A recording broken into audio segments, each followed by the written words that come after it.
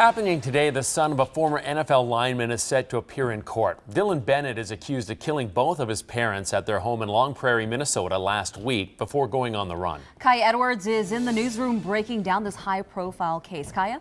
Good morning. A lot of attention on this one, considering Barry Bennett played in the NFL for 11 years, even played for the Vikings for a year. So here's the timeline of what we know so far. A criminal complaint says back in December, Barry told the Todd County Sheriff's Office that his son said he'd thought about killing him and his wife, Carol. This was apparently while Dylan was being treated in a mental health facility. Then Wednesday last week, the two are found shot and killed. The Minnesota BCA learned Dylan bought a plane ticket to Cancun, and over the weekend he was arrested there. Now Dylan's back in Minnesota and is waiting for that first court appearance from the Todd County Jail. It's scheduled for 11:30 this morning.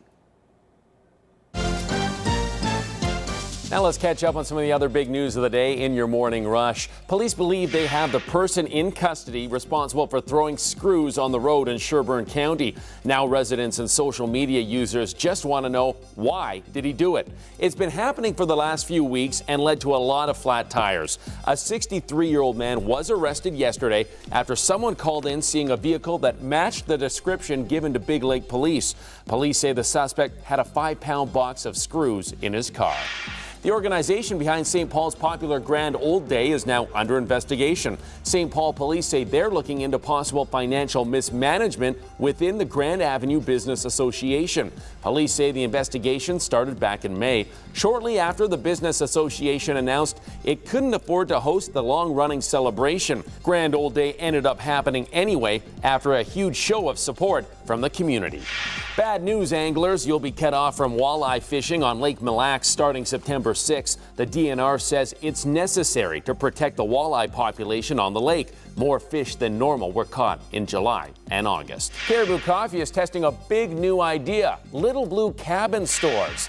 The Caribou Cabins will be just 600 square feet and aimed at on-the-go customers. That means no drive-thrus or inside seating, just walk-up windows only. The first 5 cabins open in the coming months in Big Lake, Burnsville, Jordan, St. Peter, and Wilmer. And that's your Tuesday Morning Rush.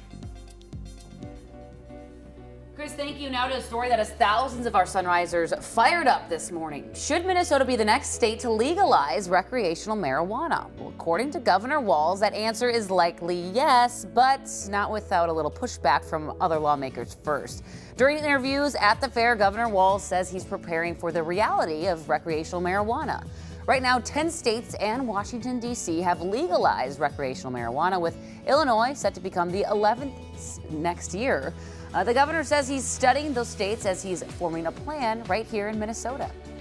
From revenue to the Department of Public Safety to the Department of Health, we will have everything ready to go, and we will be able to implement it in Minnesota the minute the legislature moves this.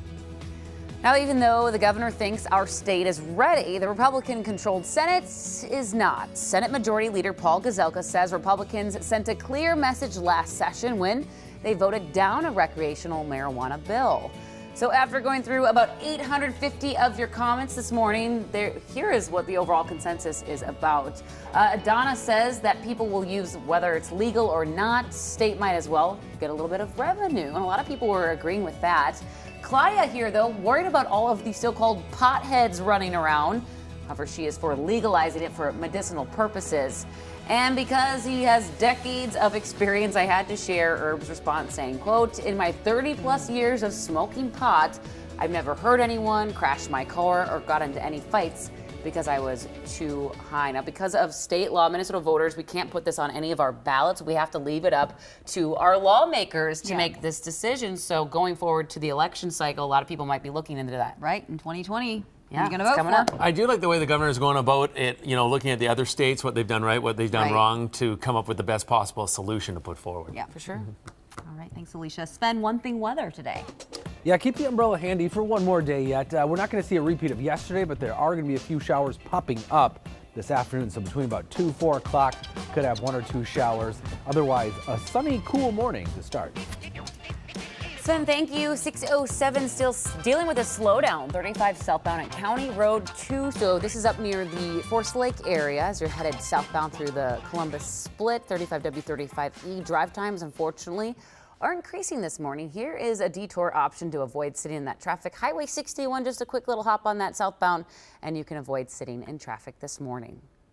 Well, it's time to connect the dots, where we take a whole lot of information and make it a little bit easier to digest for you. Speaking of, indigestion is likely at a record high as the Minnesota State Fair rolls on, but that food is oh so worth it. It's no secret we love our snacks at the State Fair, and we've got the numbers to prove it. Let's connect the dots. We'll start with the corn roast. Fairgoers chow down 25,000 ears of corn each day. That adds up to a whopping 25 acres worth of corn each year, and it's all grown right here in Waverly, Minnesota. And what goes on top of that much corn? Bring on the butter, baby! I'm talking 4,000 pounds of butter.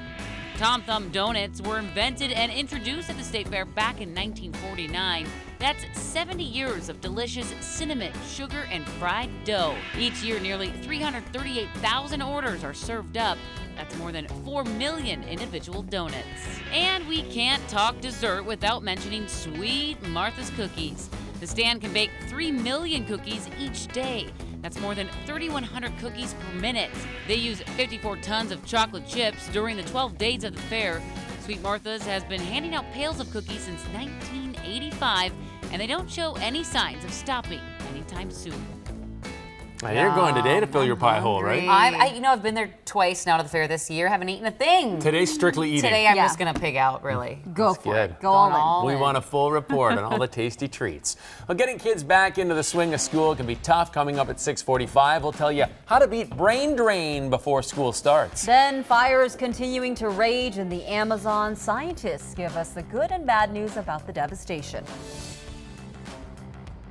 And today in Minneapolis, a big conference begins to try to end tobacco use. Coming up in 20 minutes, I'm going to tell you how the group is addressing vaping and getting those e-cigarettes out of kids' hands.